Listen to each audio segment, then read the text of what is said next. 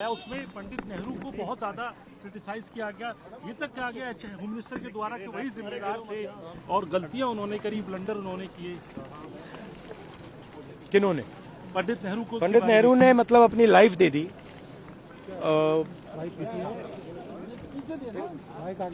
Life दे दी हिंदुस्तान के लिए, सालों जेल में रहे। अमित शाह जी को शायद हिस्ट्री नहीं मालूम, वो तो मैं एक्सपेक्ट ही नहीं कर सकता हूं कि उनको हिस्ट्री मालूम। वो तो हिस्ट्री को रीराइट करते रहते हैं। ये पूरा का पूरा डिस्ट्रैक्ट करने का है। बेसिक इशू जाति जनगणना और जो भागीदारी है इस देश की, जो धन देश का है, वो किसके हाथों में जा रहा है, ये मेन इशू है। और इस इशू को ये लोग डिस्कस नहीं करना चाहते, इससे डरते हैं, इससे भागते हैं। मगर ये इशू को हम आगे ले जाएंगे और जो गरीब लोगों का हक है वो हम उनको दिलवाएंगे।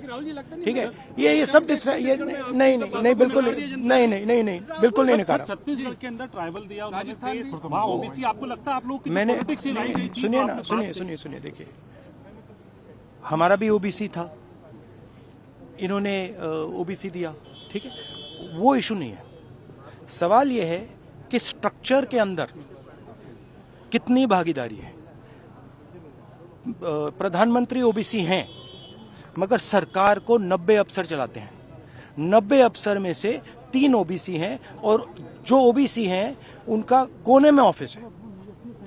तो मेरा पॉइंट है कि सरकार का सिस्टम, हमारा इंस्टीट्यूशनल सिस्टम जो है पूरा का पूरा, उसमें ओबीसी की कितनी भागीदारी है, दलितों की कितनी भागीदारी है, आदिवासियों की कितनी भागीदारी है, ये हिंदुस्तान के सामने मेन सवाल है। और ये मुझे बोलने दीजिए आपसे सवाल पूछा तो बोलने दीजिए। हाँ, ये मेन इशू है।